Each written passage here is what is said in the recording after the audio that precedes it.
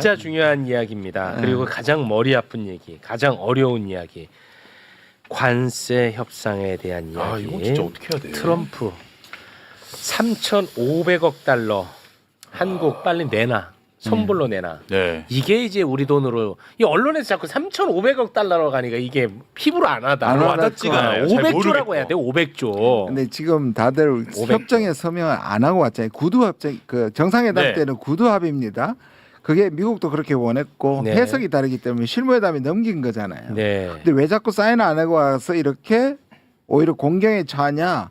그거 거짓말 아니냐 그랬는데 미국이 처음부터 서명할 수 없는 요구를 했기 때문에 네. 서명 안 하고 넘긴 네. 것이지 네. 우리가 속아서 서명했는데 바꾸는 게 아니란 말이에요. 네. 지금은 서명 안 하는 게 옳은 일이고요. 그렇죠. 그럼요. 게다가 지금 로터니가 뭐라고 얘기까지 하냐면 거기다 2천억 불 더 보태서 5,500억 불 5,500억. 내라고 그래 얘기합니다. 돈 더 달라 그래. 네, 돈 더 내라고 얘기합니다. 예. 그래서 오히려 대통령은 오히려 로터닉을 배제했고 트럼프를 배제했고 오히려 그래서 베센트를 만났어요. 베센트 네. 만났죠. 그래서 베센트 만나서 오히려 합리적인 거에 대해서 설명을 했는데 네.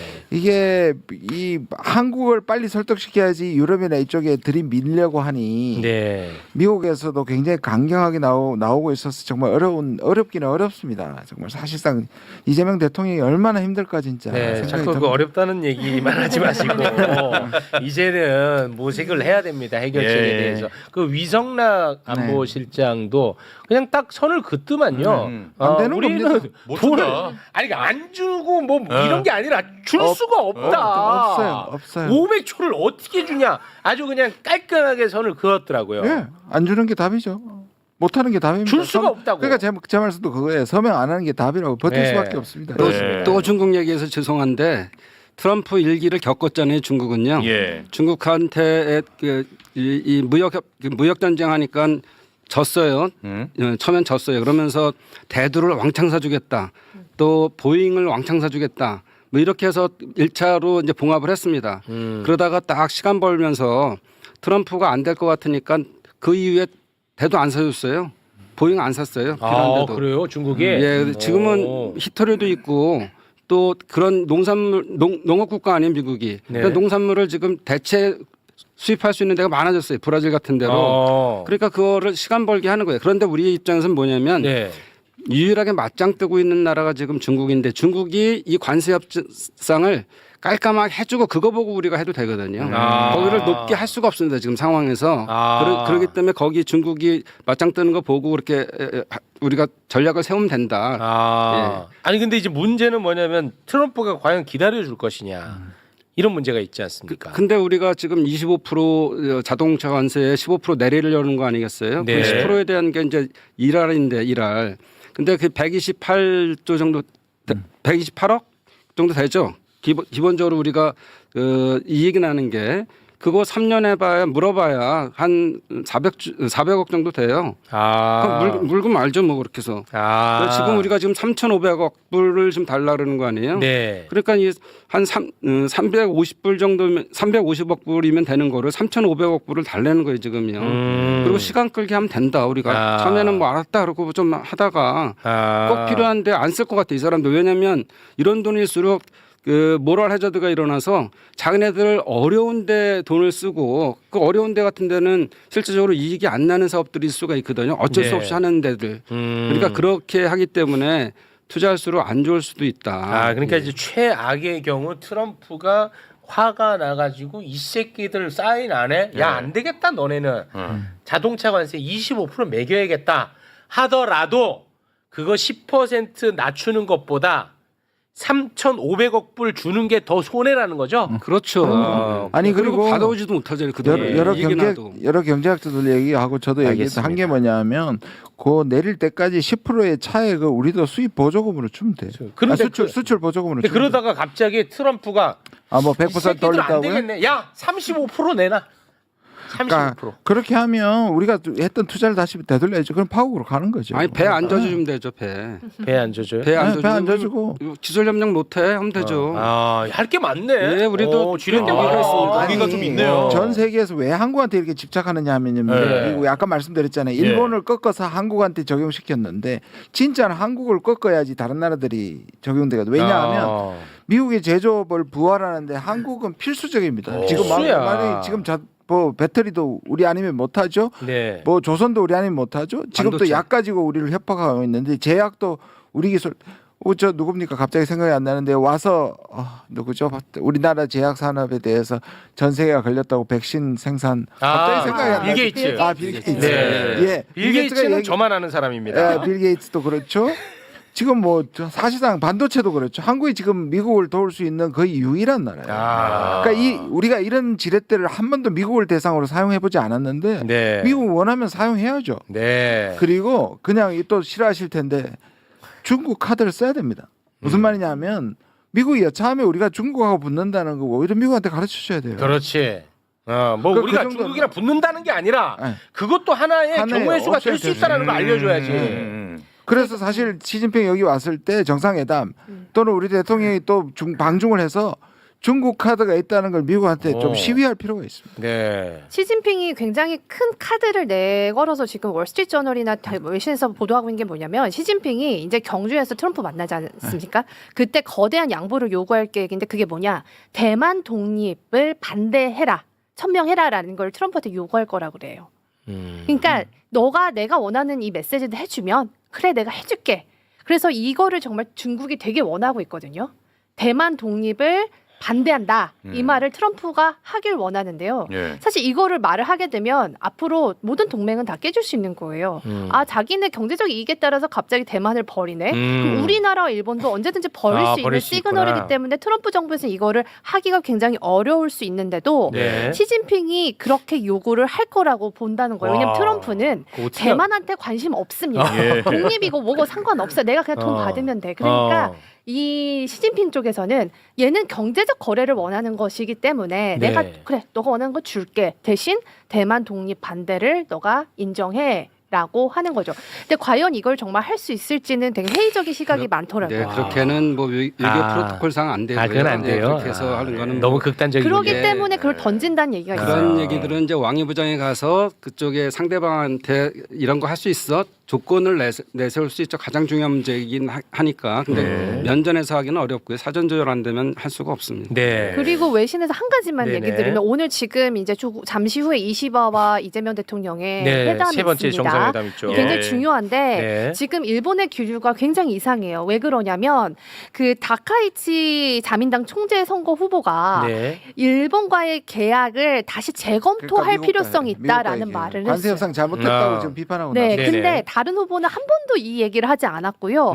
고이즈미 같은 경우는 오히려 아니다, 국익에 해야 되는 게 없다라고 하면서 약간 디펜스를 하는 상황인데 네. 지금 이 일본 여성 아베로 불리는 다카이치가 지금 거의 그 모든 조사에서 앞서고 있어요. 그래서 지금 여론조사에서 34%로 고이즈미 25%를 앞서고 있는 상황에서 복잡해지겠네. 일본 여론이 지금 한국 봐라 저렇게 서명 안 하고 있는데 왜 우리나라만 해서 지금 이 꼴이냐라는 여론이 있거든요. 네. 오늘 이시바가 왔을 때 저는 이 부분에 대해서 혹시나 이야기를 하고 그리고 한중일에 대한 어떤 그런 필요성도 만약에 부각을 한다면 이시바가 아니, 그럴 가능성 거의 없을 수도 있지만 어. 어떤 언론에선 그런 얘기 하더라고요. 오늘 같은 날에 이시바 이제 거의 내려오잖아요. 이제 네. 끝났기 때문에 한중일에 대한 부각도 만약 오늘 해준다면 굉장히 미국을 압박할 수 있을 거라는 전망도 있습니다. 복잡해지겠네. 그러니까 우리 이시바가 사실은 이시바가 관두는 게 우리한테는 좀 악재거든요. 네. 왜냐하면 예. 자민당 내부에서 가장 리버럴한 자민당 내부에서는 가장 악재입니다. 진보적인데 지금 이제 물러나는 것이고 또 그리고 한국의 과거사, 일본의 과거사, 한일 간의 과거사 문제도 가장 열려 있고.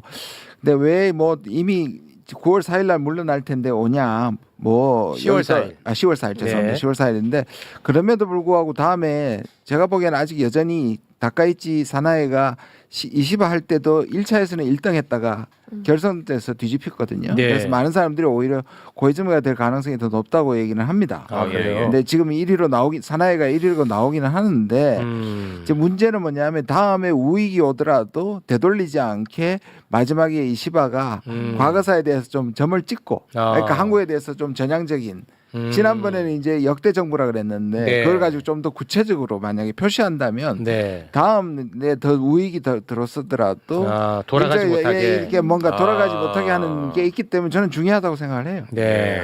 이시바 정말 제일 존경하는 거 아시잖아요. 이시바.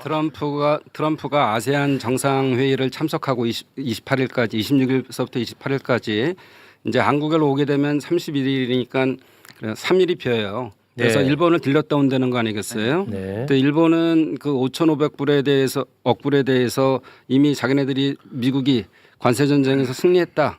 그러니까 그거를 가지고선 한국에 들어오면서 일본을 들렸다 오면서 이거 봐라. 압박카드로. 예, 압박카드로 저 일본 그렇게 하는데 너네도 해야지 이렇게 하는 게 있어요. 예. 그래서 이제 조금 다른 각도를 보면 우리가 지금 경주에서 열리는 거죠. 서울에서는 네. 이제 없고 알아보니까는 뭐 하얏트도 다 지금 만석이고 그리고 뭐 신라 호텔도 취소했다는 거 보니까 결국 이제 경주에서 미중 협상을 할 가능성이 있는데 네. 지금 트럼프가 일본을 들려서 한국을 들어온다면 저는 대리 중국 측에다 얘기한 거는 시진핑이 그 전승절 10월 10일 날 북한을 가라.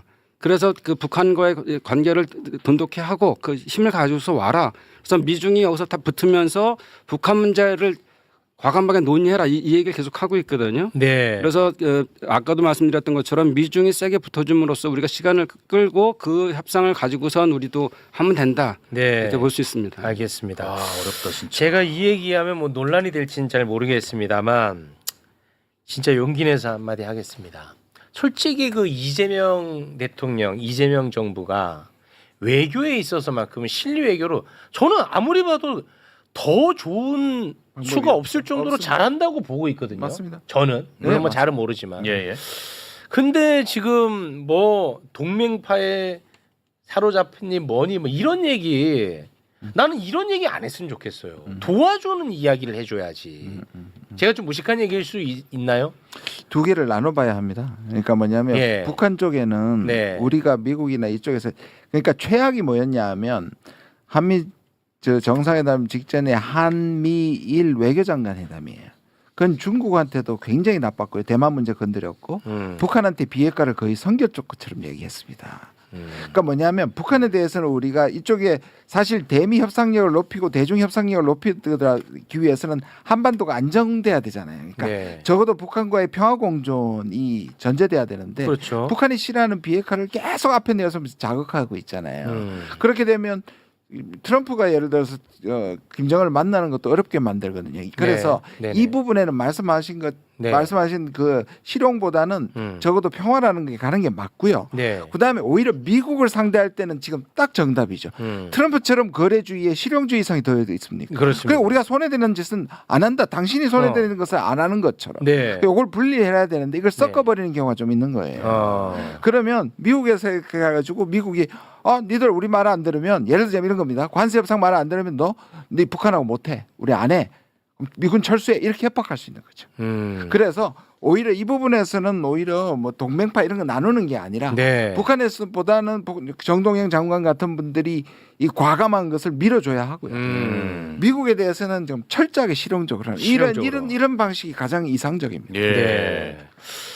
알겠습니다. 뭐 예를 들어서 뭐 너무 과도하게 이재명 정부가 북한을 자극하고 비핵화에 대한 이야기가 너무 과도하게 많이 나와. 예를 들어. 그럼 그럴 때는 뭐 예를 들어 진짜 이 정부의 성공을 위해서 너무 좀 동맹파에 사로잡힌 거 아닌가? 이런 얘기가 나올 수도 있는데 나는 지금 그런 현상이 없거든요. 제가 아무리 봐도.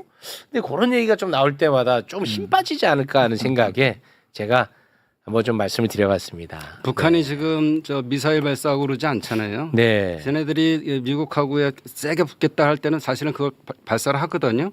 그리고 핵실험을 하고 하는데 그걸 지금 자제하고 있다는 거는 뭔가가 북미 대화를 통해서 한반도 평화를 가져가는 게 그 사람들도 바쁘지 않겠어요. 그렇게 해야 되는 거고. 네. 알겠습니다. 그리고 이게 참 궁금한데요. 그 트럼프가 그 800명 넘는 그 별 장성들을 미국 한 자리로 다 소집했다. 이런 일은 없었다. 예. 우리 미국 전문가들도 야 이건 안보에도 오히려 위험하다. 한 곳만 때리면 끝난다. 예. 이거 테러 위협이 높아진다라고까지 얘기하는데 네. 소집에 대한 이유를 얘기하지 않고 있다고요. 아직도 아무도 모릅니다. 이게 뭐예요? 오늘 이거 지금 오늘 우리나라 설명해 주세요. 밤 시간에 그러니까 미국에 오늘 합니다. 우리 밤 시간 미국 아침 시간에 이제 실제로 합니다. 그래요? 퀀티코라고 워싱턴에서 좀 떨어져 있는 기지가 있는데 거기서 네. 하는데요. 네. 800명 다 가요? 지금 미국에 정확하게 840명 정도 되는데 한 와. 800명 이상이 오고요. 이런 거는 미국 역대 처음이고요. 처음이에요.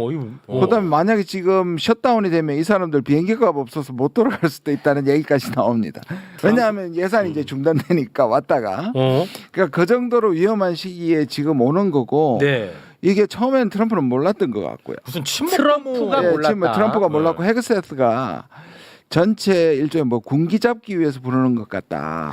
왜냐하면 이 사람이 소령 출신이고 군대 오래 있긴 했지만 직업군은 오래 있지만 소령 출신이란 말이에요. 예. 그러면 이 800명의 장성을 확실하게 장악했느냐 하는 문제가 늘 퀘스천 마크였고 조인트 깔라고. 두 번째 이 사람은 실제로 몇 명을 잘랐는데 다 유색인종만 잘랐어요. 이 사람은 굉장히 인종차별적인 인종 혐오적이고 문신이 사진 많이 보셨죠? 문신을 혹시 뭐 있나요? 저 저기 사람. 온몸에 문신인데 제가 십자군 때 예. 문신입니다. 그러니까 세계를 악과 선으로 나누고 악을 괴멸시키려는 굉장히 강경파입니다. 그러니까 이 사람에 대해서 그리고 인종주의자고요. 예. 그러니까 이 사람이 첫 번째는 군 장악의 문제, 두 번째는 유색인종 하는 거 몇 명을 제거했고 지금 얘기하는 게 한 20% 별들을 날린다는 얘기를 하고 있거든요. 근데 그런 여러 가지를 통해서 미리 준비 안 하는 거 아니냐. 그리고 네 번째 가설은 뭐냐면 결국 트럼프가 지금 계속 내년에 선거가 불리해질 때 비상계엄을 실시할 수도 있다.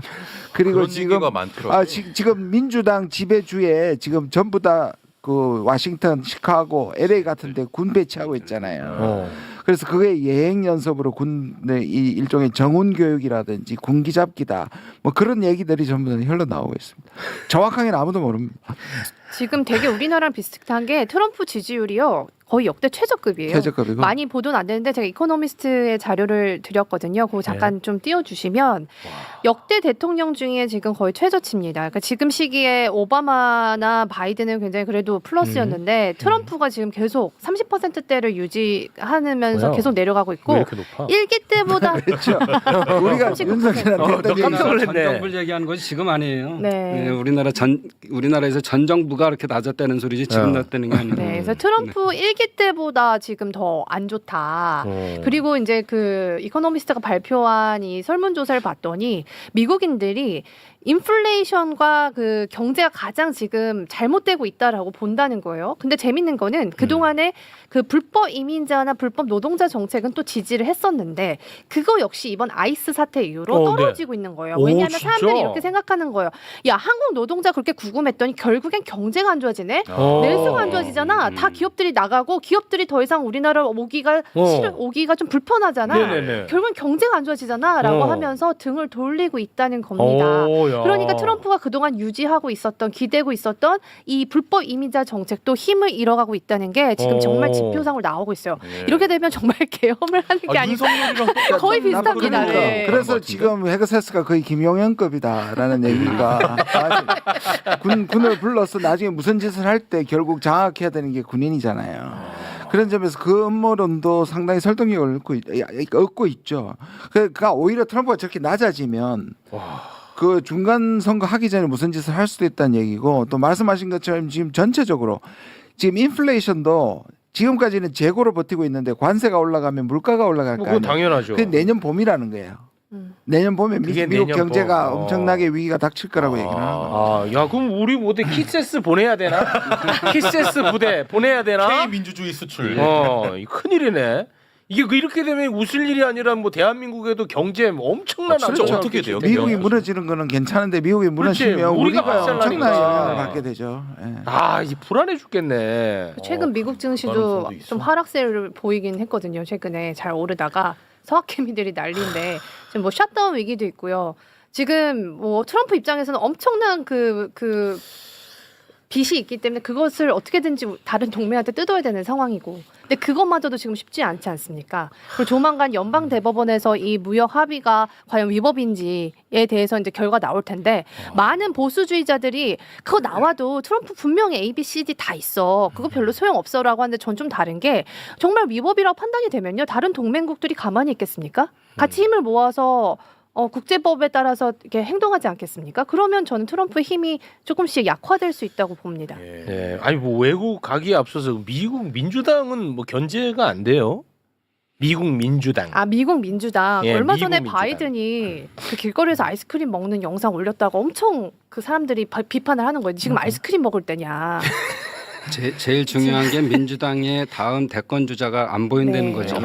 그게 이제 예. 가장 큰. 그 캘리포니아의 케빈 뉴섬이라는 사람이 좀 떠오르긴 합니다. 네. 대항마로. 근데 전체적으로 힘을 대안이 못 때릴 거 사실이에요. 네. 아, 그나마 좀 대항마였던 뉴욕 시장도 얼마 전에 뭐 여러 불법 자금으로 기소돼가지고 내려오고, 네. 지금 굉장히 미국 민주당이 힘을 잃고 있는 상황이긴 합니다. 그래서 포트랜드나 그 민주 진영에서는 지금 시위가 그래도 확산이 되고 있어요. 그분들이 이제 민주당 깨어나라. 그렇게 얘기를 하고 있다고 진짜 합니다. 한국을 보고 오히려 트럼프의 이 비민주 실질적으로 지금 SNS 다 뒤지고 있고 그냥 불법 체포하고 있고 이런 것들에 대해서 저항이 나오겠죠. 저는 아유. 미국의 민주주의를 쉽지 않네. 희망을 가집니다. 진짜 쉽지 않습니다, 네. 미국. 네, 알겠습니다.